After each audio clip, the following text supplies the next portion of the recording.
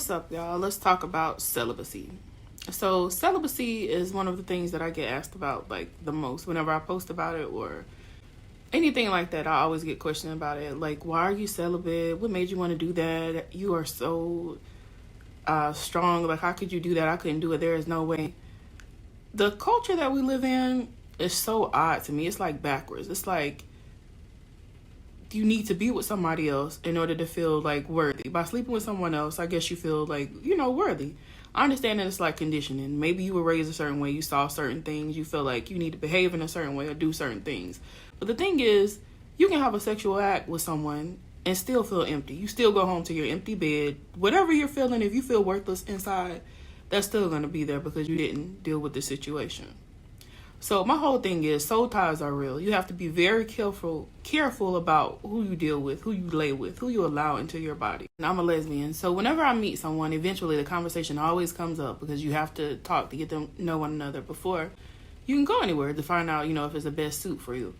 So it always comes up. I always ask the question, do you love yourself? Because basically I need to know if you care about yourself, if you love your body, you love yourself, everything about you. Because if you don't love you, then you definitely can't love me. If you have like baggage that you need to handle, you need to unpack, you need to do that instead of trying to get to know me.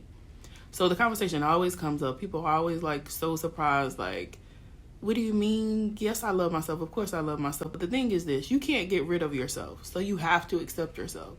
So it's like you have to give that answer. But do you really value yourself? Because if you value yourself, you wouldn't spread yourself thin. You wouldn't just be out here just laying with anybody. Because for me, I'm an Aquarius. We have to connect on a mental level and I have to get to know you way before anything happens, like sexually. Like, I move very slow. Aquarius people, we like to make sure that we're making the right decisions. We are like low-key perfectionists. We don't like making mistakes. So when it comes to me, in my life, I want to make sure I'm making the right decision and choosing the right person to be with. Fine, based on conversations, again, talking to people, that most people have sex like for other people. It's really not even for them. Like, when you think about a straight relationship, right? Basically, if the woman doesn't come before the man, then basically it's pretty much over, unless like he's not selfish and he puts you first.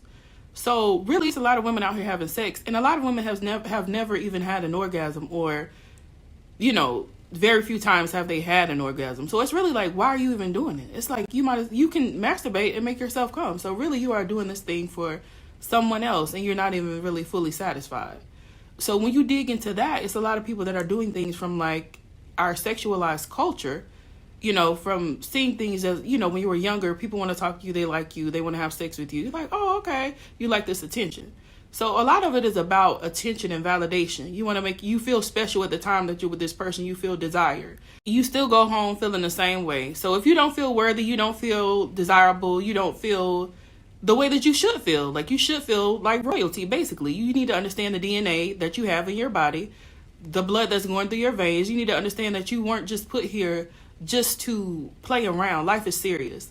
My dad passing at the age of 56 really made me realize that life is short. We play around. We think we have time to make things right. That's why I wanted to make these videos about the conversation, because we don't have the time that we think that we have. It can be over quickly. So whatever you do with your life is very important. So you just need to be serious about who you do things with, how you do things. After this video, you have an opportunity to change it around. If you're doing things that you know that you really shouldn't be doing, or aren't in your best interest, or you put yourself at risk, now after this video you have an opportunity to change that. So it's all on you. My celibacy journey started 2 years ago after my last relationship. Ironically, I said that I didn't want another relationship for like 2 years. I said it jokingly, but it ended up happening for real.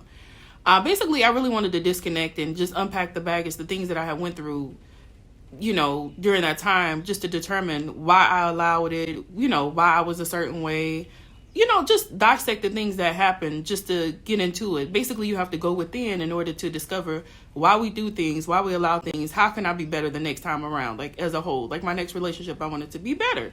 So I took the time to be by myself, which most people don't do. A lot of people just go from relationship to relationship to fill a void, but you still have those issues there, present. That's why when you get in your next situation, it lingers.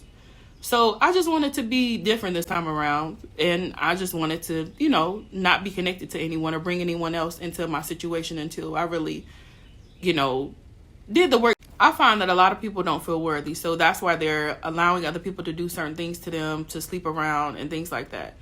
Your number one job on earth is to make yourself feel worthy, to make yourself feel valuable, to, you know, get yourself to the next level.